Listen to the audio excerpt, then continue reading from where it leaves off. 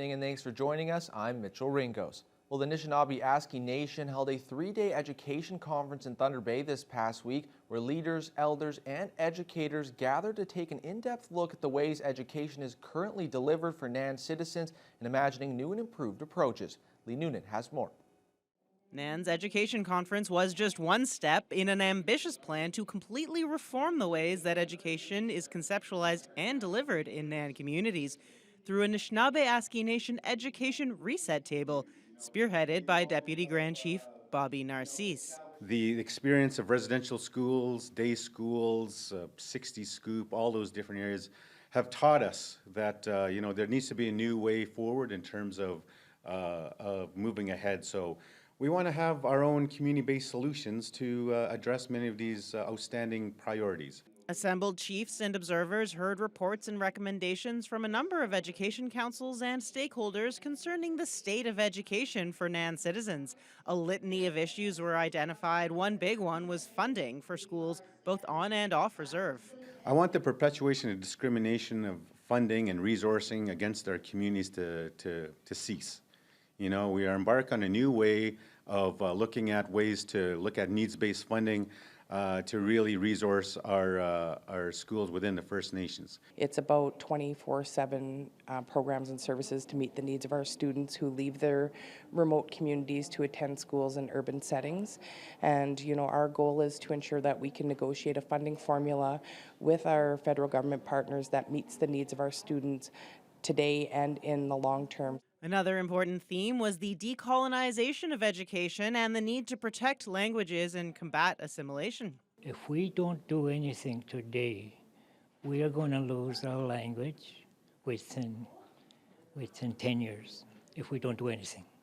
We are with our children, we are with our grandchildren.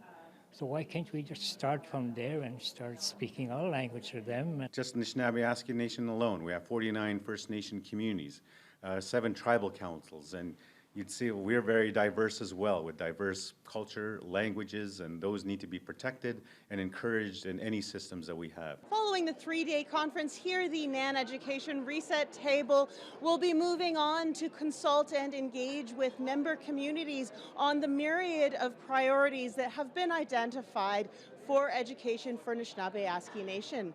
Lee Noonan, TBT News. The Ontario Provincial Police Northwest Region and Treaty 3 Police Services are investigating a suspicious death in Wabstamung First Nation that took place on Thursday. EMS members responded to a residence for a report of an individual facing life-threatening injuries who was then transported to hospital and pronounced deceased.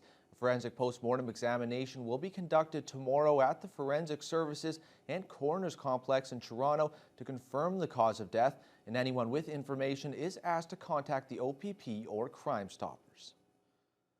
The Port Arthur Branch No. 5, along with the Hong Kong Veterans Commemorative Association, unveiled a plaque this afternoon dedicated to 2,000 troops who defended Hong Kong in World War II. The audience at the unveiling was filled with family members of those who defended Hong Kong. The plaque features the history of the battle, pictures of Canadian troops, and recognizes those that were killed in battle, taken prisoner of war, and died in the prisoner of war camps. The unveiling also had a side display of Hong Kong military items for visitors to look at, and Darlene Accent Gilmore says her father was one of the veterans who was caught during the Hong Kong battle. She talks about the importance of commemorating those who fought in battle and to make sure those chapters in Canadian history aren't forgotten. It helps to know that not everybody, it's just not going to be, in the history books as 1 or 2 paragraphs and then forgotten about, because I think it's important that the young people know that these things happened to their family members as well as strangers, so that hopefully no one ever has to go through this again. The plaque will be on permanent display in the Port Arthur Branch 5 headquarters. Well, an estimated 200 workers were impacted by the sudden shutdown of the Pure Gold mine in Red Lake, according to Mayor Fred Mota. We spoke to the recently re-elected mayor about the impact on the community. Pure Gold announced the immediate suspension of operations at their Red Lake mine on the day of the municipal election, citing significant financial difficulties. Production began there just over a year ago at the site of the former Matson mine. Moda said he was anxious to speak with Pure Gold executives about their care and maintenance plan, which he hopes will not be in place long term. We don't want to see any mine closed down for whatever those reasons may be. And we want all of our residents to have employment. So it is going to hurt. But Red Lake has gone through this numerous times in the past with changes of hands from Gold Corp to Newmont Gold to Evolution and Rubicon and all these different players. And Red Lake has always succeeded and moved forward. Moda hopes the mine will be running again soon, but in the meantime, he's confident that with other local employers going strong and a very experienced and sought-out workforce, that the people of Red Lake will be able to weather this difficult situation. The First Nations Housing Conference held their 20th annual installment this past week with the goal of finding practical solutions to the issues faced in remote communities. The three-day event connected members of First Nation communities and housing professionals from across the country and beyond. Vasilios Bellos has that story. It was another successful First Nations Housing Conference this year, which is celebrating 2 decades of improving housing in these communities. The conference brings together members of First Nations and housing professionals to discuss legitimate solutions to housing issues, especially in remote areas of the region. Over the years, it's expanded to feature a Builder's Challenge as well, where those attending the event can test their DIY skills in a variety of competitions. First Nation housing community member Jonathan Gregg says year after year, everyone who attends is excited to participate. They look forward to coming to it because they know that we bring a lot of new technology, a new way of building houses, and just like anything, you always want to improve the efficiency of how we build and what we build. And the feedback is they always want to come back. And with First Nations communities, especially those that are remote, quality housing is crucial considering the unique conditions they live under. We don't have a Home Depot up north, right? So if you forget a few 2x4s, we're not talking drive down to the store and buy some 2x4s. You got to fly them up, you got to order them, and it's about 3 times the cost just for transportation. So we are very efficient in planning our housing packages. The event also recognizes community members going the extra mile to ensure safe and comfortable housing for all. That includes an award winner from this year, Tammy McGuire, who along with 4 others built 2 transitional houses for women and their children fleeing domestic violence. I'm hoping it's going to give them a chance to get on their feet and feel safe and comfortable and know that their community is behind them to support them. It's a relief just knowing that we were there for our community. This installment of the First Nations Housing Conference continued to build on what they've done over the past 20 years. It's the perfect opportunity to learn about the housing issues in First Nations communities and connect the right people together to nail down some solutions. Vasilios Bellos, TVT News.